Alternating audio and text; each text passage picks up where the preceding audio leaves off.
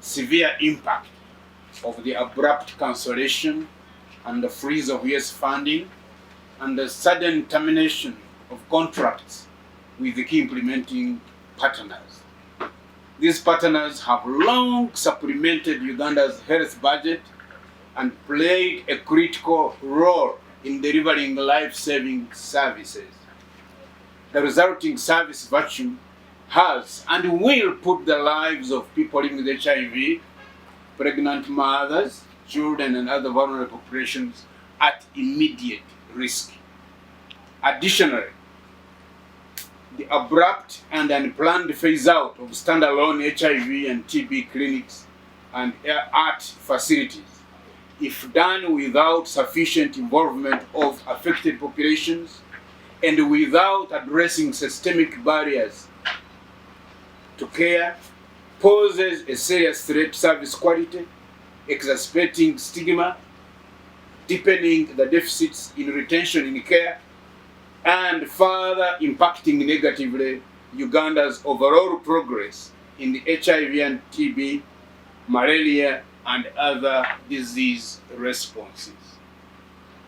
Our key asks, in light of immediate release on 4th March 2025, it is the statement by civil society organizations on the termination of US funding and its implication on HIV, TB, and other disease responses, including Ebola.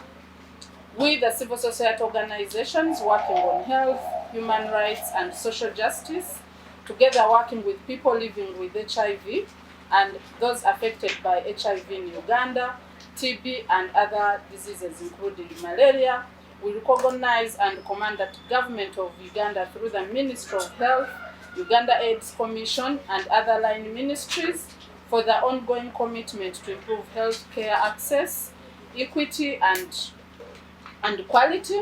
We also appreciate the role of legislators in ensuring budgetary allocations for health and well-being of Ugandans. We further note that the proposed integration of HIV, AIDS, malaria, TB services into routine outpatient and chronic disease care are a necessary step to mitigate the service gaps created by the termination of Usaid funding healthcare program. This integration, effectively planned and resourced, could help sustain the access to essential health services for millions of people living with and affected by the disease, pregnant mothers, children, and other vulnerable groups. However, so this is just a comforting somebody who is crying that you will provide the food, but in the real sense you don't have the food. So my advocacy and my call, and my request is that we should not forget the core advocacy targeting the US government to unfreeze the funding. So this business of comforting ourselves in America tujerabire, government yaffe tujigambe, esente zijjewa. $197 million PEPFAR gives you for only one disease, HIV, and you expect Uganda government to give you that money from when? Nga wali abasiko seo tebalina yadde empekeya bayita hydroxyuria, abasiko seo bakaba tebalina hydroxyuria, aba cancer tebalina, go HIV